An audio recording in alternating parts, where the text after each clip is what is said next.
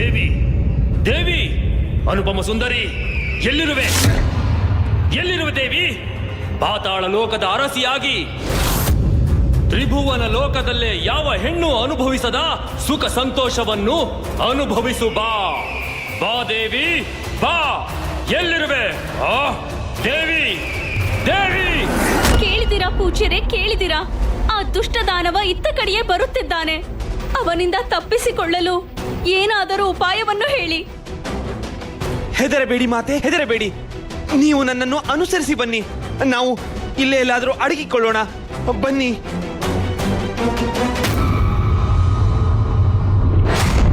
ದೇವಿ, ತ್ರಿಭುವನ ಲೋಕಗಳಲ್ಲೇ ಯಾವ ಹೆಣ್ಣು ಅನುಭವಿಸದ ಸುಖ ಸಂತೋಷವನ್ನು ಅನುಭವಿಸು ಬಾ. ದೇವಿ ದೇವಿ, ಎಲ್ಲಿರುವೆ? ದೇವಿ ದೇವಿ.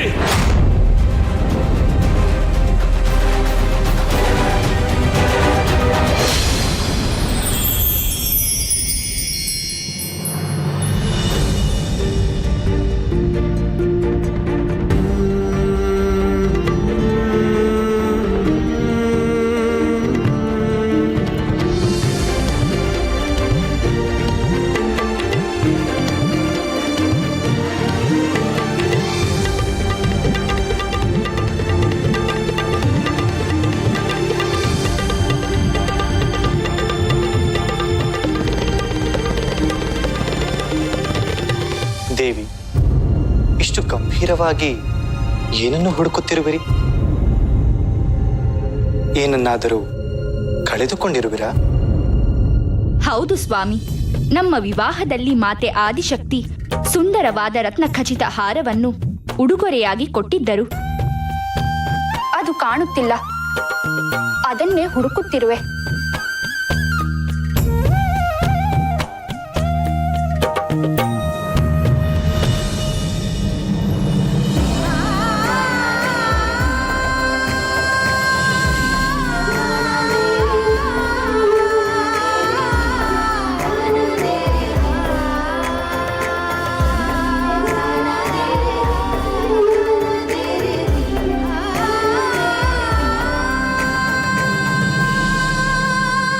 ಸ್ವಾಮಿ, ಏಕೆ ನಗುತ್ತಿರುವಿರಿ? ನನಗೆ ಸೇರಿದ ಹಾರವನ್ನು ಹುಡುಕುವುದು ನಿಮಗೆ ನಗುವಂತಹ ವಿಷಯವೇ? ದೇವಿ, ನೀವು ಸಮಸ್ತ ಸಂಪತ್ತಿನ ಅಧಿದೇವತೆ ಎಂಬುದನ್ನು ಮರೆತಂತಿದೆ. ನಿಮಗೆ ಒಡವೆಗಳೇನು ಕಡಿಮೆಯೇ?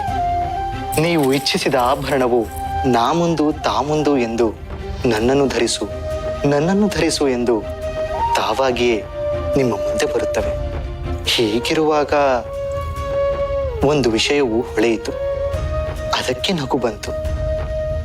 ಸಾಮಾನ್ಯ ಸ್ತ್ರೀಯಿಂದ ಮಹಾಲಕ್ಷ್ಮಿಯವರೆಗೆ ಅವರ ಆಭರಣದ ಬಯಕೆಗೆ ವ್ಯತ್ಯಾಸವೇ ಇಲ್ಲ. ಎಷ್ಟೇ ಇದ್ದರೂ ಮತ್ತಷ್ಟನ್ನು ಆಸೆ ಪಡುವುದಕ್ಕೆ ದೇವ, ದಾನವ, ಮಾನವ ಸ್ತ್ರೀಯರು ಹೊರತಲ್ಲ ಎಂಬುದು ನನಗೆ ತಿಳಿಯಿತು. ಸ್ವಾಮಿ, ಇದು ಕೇವಲ ಆಭರಣದ ಪ್ರಶ್ನೆಯಲ್ಲ. ಅದನ್ನು ಕೊಡುವವರು ಮತ್ತು ತೆಗೆದುಕೊಂಡವರ ನಡುವೆ ಇರುವ ಭಾವನೆಯ ಪ್ರಶ್ನೆ. ನಿಮ್ಮ ಭಕ್ತರು ಚಿಕ್ಕ ತೃಣವನ್ನು ಅರ್ಪಿಸಿದರೂ ಸಹ ಅದನ್ನೇ ನೀವು ಅತ್ಯಂತ ಮಹತ್ವವಾದ ವಸ್ತು ಎಂದು ಸ್ವೀಕರಿಸುವುದಿಲ್ಲವೇ? ಹಾಗೆಯೇ ನಾನು ನನಗೆ ಪ್ರೀತಿ ಪಾತ್ರರಾದ ಮಾತೆ ಆದಿಶಕ್ತಿ ಕೊಟ್ಟಿರುವ ಒಡವೆ ಬರೀ ಒಡವೆಯಲ್ಲ, ಅದು ವಾತ್ಸಲ್ಯದ ಸಂಕೇತ. ಅದಕ್ಕೆ ಬೆಲೆ ಕಟ್ಟಲು ಸಾಧ್ಯವಿಲ್ಲ. ಅದಕ್ಕೆ ಹುಡುಕುತ್ತಿದ್ದೇನೆ. ದೇವಿ, ನಿಮ್ಮ ಭಾವನೆಯನ್ನು ನಾನು ಗೌರವಿಸುತ್ತೇನೆ. ಅದಕ್ಕಾಗಿ ನಾನೂ ಸಹ ಈ ರತ್ನದ ಹಾರವನ್ನು ಹುಡುಕಲು ಸಹಾಯ ಮಾಡುತ್ತೇನೆ.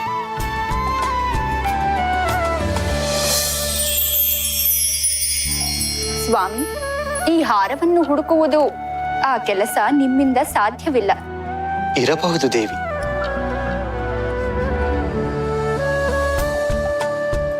ಅದಕ್ಕೆ ಈ ಕೆಲಸ ಯಾರಿಂದ ಸಾಧ್ಯವೋ ನಾನು ಅವರನ್ನೇ ನಿಮ್ಮ ಸಹಾಯಕ್ಕೆ ಕರೆಯುತ್ತೇನೆ.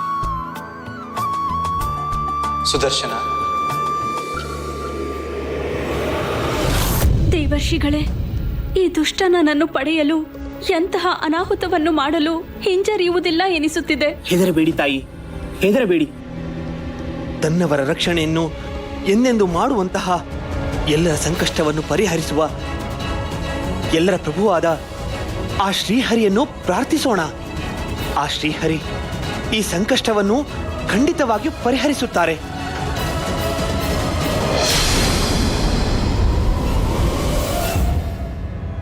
ಪ್ರಭು, ಗಜೇಂದ್ರನನ್ನು ಮೊಸಳೆಯಿಂದ ಕಾಪಾಡಿದ ಕರುಣಾಮಯಿ, ಅಸುರರು ಅಪಹರಿಸಿದ ಅಮೃತವನ್ನು ದೇವತೆಗಳಿಗೆ ನೀಡಿದ ದಯಾಮಯಿ, ಈ ಭೂದೇವಿಯನ್ನು ಆ ದುಷ್ಟನಿಂದ ರಕ್ಷಿಸಿ ನೀವೇ ಕಾಪಾಡಬೇಕು. ರಕ್ಷಿಸು ಶ್ರೀಹರಿ, ಈ ಭೂದೇವಿಯನ್ನು ಕಾಪಾಡು.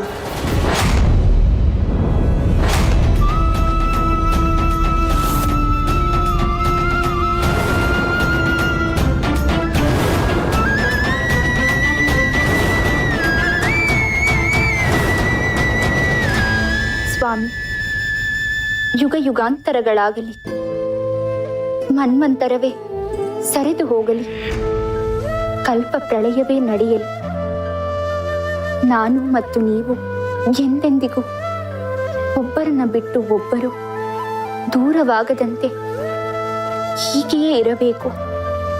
ನಮ್ಮಿಬ್ಬರ ಏಕಾಂತದ ನಡುವೆ ಮತ್ತಿನ್ಯಾರು ಬರಲೇಬಾರದು. ಹೌದು ದೇವಿ, ಹೌದು. ನಮ್ಮ ಈ ಏಕಾಂತಕ್ಕೆ ಮತ್ಯಾರಿಂದಲೂ ಭಂಗ ಬರಲೇಬಾರದು.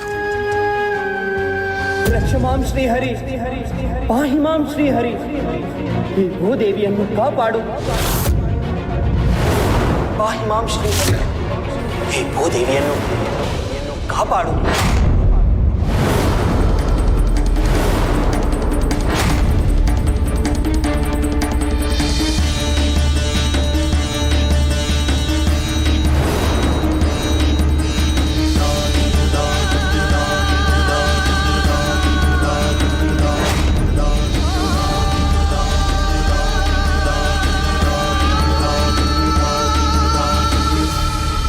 ಸ್ವಾಮಿ, ಏನಾಯಿತು?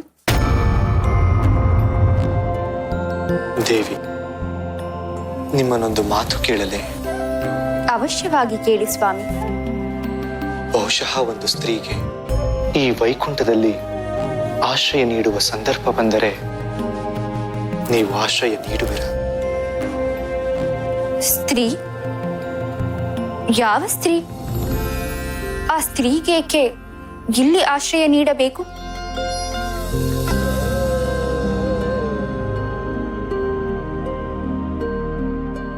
ಆಕೆ ಈಗ ಸಂಕಷ್ಟದಲ್ಲಿದ್ದಾಳೆ. ನನ್ನ ಆಸರೆಯ ನಿರೀಕ್ಷೆಯಲ್ಲಿದ್ದಾಳೆ. ನನ್ನ ಆಸೆ ಏನೆಂದರೆ, ನನ್ನನ್ನೇ ನಂಬಿರುವ ಆ ಸ್ತ್ರೀಗೆ ಈ ವೈಕುಂಠವು ಕೆಲವು ದಿನಗಳ ಕಾಲ ಆಶ್ರಯ ನೀಡಲಿ ಎನ್ನುವುದು. ಆ ಸ್ತ್ರೀ ನಿಮ್ಮ ಆಸರೆಯ ನಿರೀಕ್ಷೆಯಲ್ಲಿದ್ದಾಳೆಯೇ? ಯಾರು ಆ ಸ್ತ್ರೀ? ಭೂದೇವಿ. ಭೂದೇವಿಯೇ? ದೇವಿ, ದೇವಿ, ಎಲ್ಲಿರುವೆ? ನನ್ನನ್ನು ಪರೀಕ್ಷಿಸುತ್ತಿರುವೆಯಾ? ನಿನ್ನನ್ನು ಕಾಣದೆ ಹಾಗೆ ಮರಳಿ ಪಾತಾಳಕ್ಕೆ ಹೊರಟು ಬಿಡುವೆನೆಂದು ಭಾವಿಸಿರುವೆಯಾ? ಅದು ಯಾವ ಕಾರಣಕ್ಕೂ ಆಗದು. ನಿನ್ನನ್ನು ಹೊತ್ತುಕೊಂಡೇ ನಾನು ಪಾತಾಳಕ್ಕೆ ಪ್ರವೇಶ ಮಾಡುವುದು. ಇದು ಈ ಹಿರಣ್ಯಾಕ್ಷನ ಶಪಥ.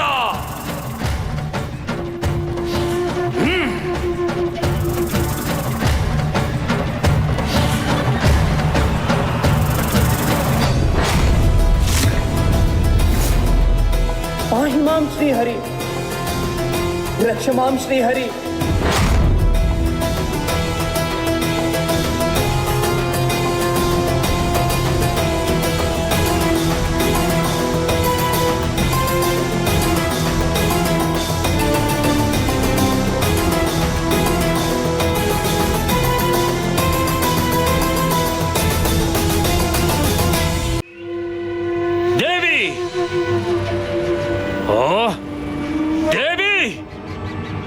ಇನ್ನು 10 ಸಂಖ್ಯೆಗಳನ್ನು ಎಣಿಸುವಷ್ಟರಲ್ಲಿ ನೀನು ನನಗೆ ಕಾಣಿಸದಿದ್ದರೆ ಈ ಸುತ್ತಮುತ್ತಲಿನ ಪ್ರದೇಶವನ್ನೆಲ್ಲ ಹೊತ್ತಿ ಉರಿಯುವಂತೆ ಮಾಡುತ್ತೇನೆ.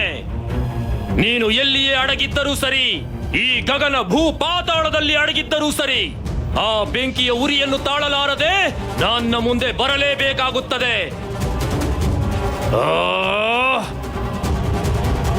ಒಂದು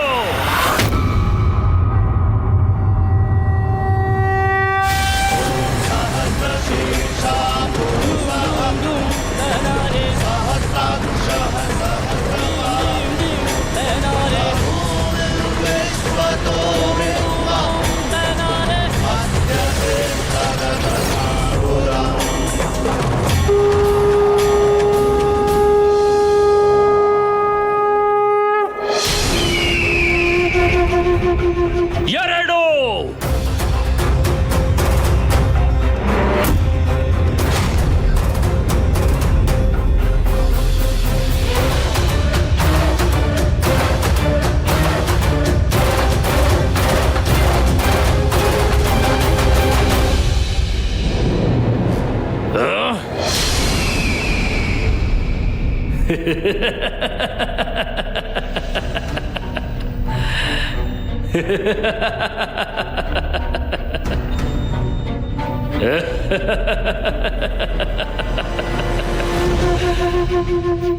ಅನುಪಮ ಸುಂದರಿ, ಅದ್ವಿತೀಯ ಲಾವಣ್ಯವತಿ,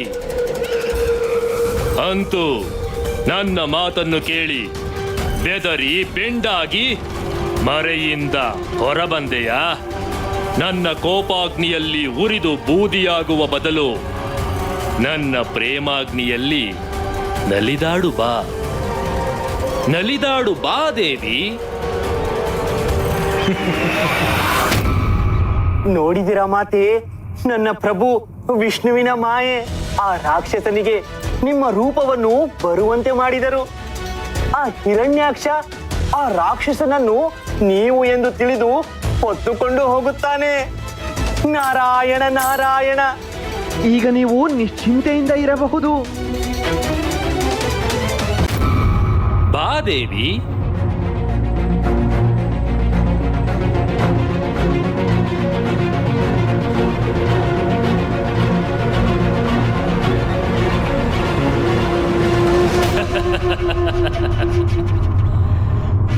ದೇವಿ, ನೀನು ಜಾಣೆ. ನನ್ನ ಮಾತನ್ನು ಕೇಳಿದ್ದು ನನಗೆ ಅತ್ಯಂತ ಸಂತೋಷವನ್ನು ಉಂಟು ಮಾಡಿದೆ. ಈ ನಿನ್ನ ಬುದ್ಧಿವಂತಿಕೆಗೆ ನಾನು ನಿನ್ನನ್ನು ಪಾತಾಳ ಲೋಕದ ರಾಣಿಯನ್ನಾಗಿ ಮಾಡುವೆ.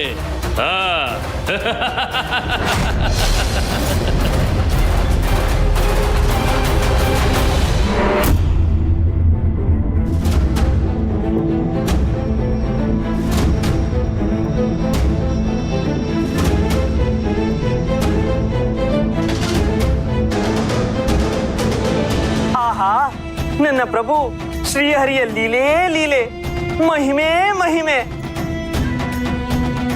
ನಾರಾಯಣ ನಾರಾಯಣ, ನಮೋ ನಮಃ.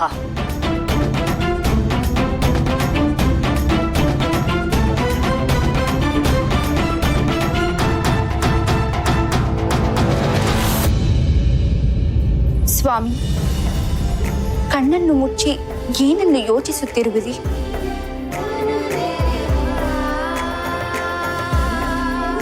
ನಾನು ನಿಮಗೆ ಒಂದು ಮಾತು ಕೇಳಲಿ?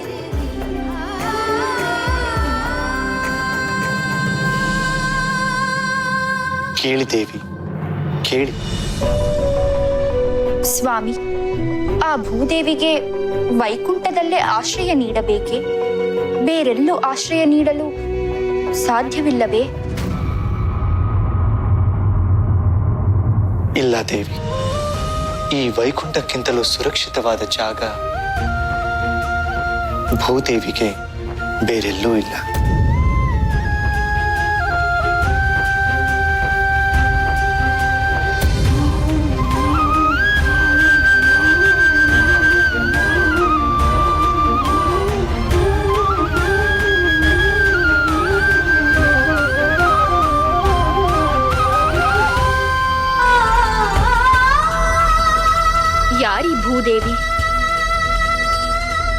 ಕುರಿತು ನನ್ನ ಸ್ವಾಮಿ ಏಕೆ ಇಷ್ಟೊಂದು ಚಿಂತೆ ಮಾಡುತ್ತಿದ್ದಾರೆ?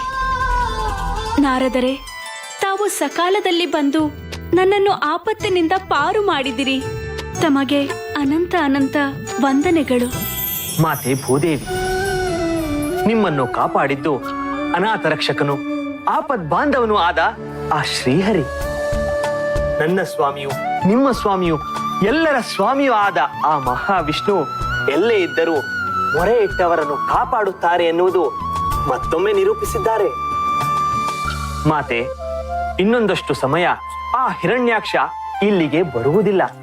ನೀವು ನಿಶ್ಚಿಂತರಾಗಿ ಈ ಸ್ಥಳದಿಂದ ದೂರ ಹೋಗಿ ನಿರಾತಂಕವಾಗಿ ಇರಬಹುದು. ಅವನೇನೋ ಕಣ್ಣಿಗೆ ಮರೆಯಾಗಿದ್ದಾನೆ, ಆದರೆ ಅವನನ್ನು ಕುರಿತ ಪ್ರಶ್ನೆಗಳು ನನ್ನನ್ನು ಕಾಡುತ್ತಿವೆ. ಈ ಹಿರಣ್ಯಾಕ್ಷ ಏಕೆ ನನ್ನ ಹಿಂದೆ ಬಿದ್ದಿದ್ದಾನೆ? ಅವನ ತಂದೆ ತಾಯಿ ಅವನಿಗೆ ಉತ್ತಮವಾದ ಸಂಸ್ಕಾರವನ್ನು ಕಲಿಸಲಿಲ್ಲವೇ? ಅವನಲ್ಲಿ ಏಕೆ ಈ ರೀತಿ ದುಷ್ಟ ಕಾಮುಕ ಪ್ರವೃತ್ತಿ ಮನೆ ಮಾಡಿದೆ? ಮಹರ್ಷಿ ಕಶ್ಯಪರ ಮಗನಾಗಿ ಏಕೆ ಈ ರೀತಿ ದುಷ್ಟನಾಗಿದ್ದಾನೆ?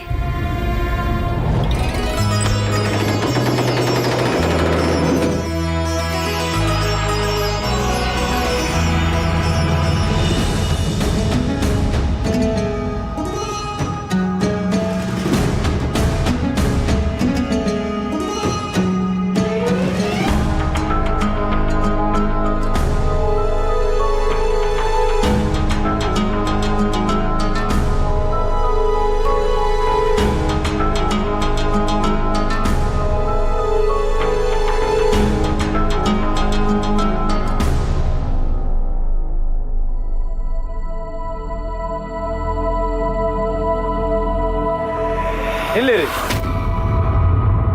ಯಾರು ನೀವು? ನಾವು ಶ್ರೀಹರಿಯ ಉಪಾಸಕರು. ಇವರು ಸನಾತನ, ಮತ್ತಿವರು ಸಂತ. ಅವರು ಸನಾತ, ಮತ್ತೆ ನಾನು ಸನಕ. ಇರಬಹುದು, ಆದರೆ ನೀವು ನಿಮ್ಮಿಚ್ಛೆಯಂತೆ ವೈಕುಂಠದ ಒಳಗೆ ಪ್ರವೇಶಿಸುವಂತಿಲ್ಲ. ವೈಕುಂಠಕ್ಕೆ ರಹದಾರಿ ಪ್ರಾಪ್ತಿಯಾದ ಮೇಲೆ ಇನ್ನೇನು ಪರವಾನಿಗೆ? ನಾವು ಶ್ರೀಹರಿಯನ್ನು ನೋಡಲೇಬೇಕು. ನಿಲ್ಲಿರಿ. ನಿಲ್ಲಿ. ನೀವು ನಮ್ಮ ಮಾತುಗಳನ್ನು ಧಿಕ್ಕರಿಸಿ ಒಳಗೆ ಹೋಗುವ ಪ್ರಯತ್ನ ಮಾಡಿದರೆ ನಿಮ್ಮ ಮೇಲೆ ಬಲಪ್ರಯೋಗ ಮಾಡಬೇಕಾಗುತ್ತದೆ. ಶ್ರೀಹರಿಯು ವಿಶ್ರಾಂತಿ ತೆಗೆದುಕೊಳ್ಳುತ್ತಿದ್ದಾರೆ.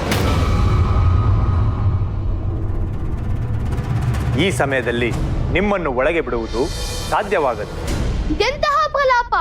ಶ್ರೀಹರಿಯು ಲೋಕಪಾಲಕನು, ಸರ್ವಲೋಕದ ಸಂಚಾಲಕನು, ಬ್ರಹ್ಮಾಂಡದ ಭಾಗವನ್ನು ಹೊತ್ತಿರುವ ಶ್ರೀಹರಿ ವಿಶ್ರಾಂತಿ ಮಾಡಲು ಹೇಗೆ ಸಾಧ್ಯ? ಸದಾ ಸನ್ಮಂಗಲ ಉಂಟು ಮಾಡುವ ಭಗವಂತ ದ್ವಾರವನ್ನು ಮುಚ್ಚಿಕೊಂಡು ವಿಶ್ರಾಂತಿ ಮಾಡಿದರೆ ಭಕ್ತರು ಭಗವಂತನ ಸಮೀಪ ಬರುವುದಾದರೂ ಹೇಗೆ? ಹಾಗಾದಲ್ಲಿ ಭಕ್ತ ಮತ್ತು ಭಗವಂತನ ನಡುವೆ ಅಂತರ ಉಂಟಾಗುವುದಿಲ್ಲವೇ? ನಮ್ಮ ಮಾರ್ಗದಿಂದ ಆಚೆ ಸರೇರಿ. ನಾವು ಈಗಲೇ ಪರಮ ಪೂಜ್ಯನಾದ ಶ್ರೀಹರಿಯನ್ನು ಭೇಟಿಯಾಗಲೇಬೇಕು. ನಿಲ್ಲಿರಿ.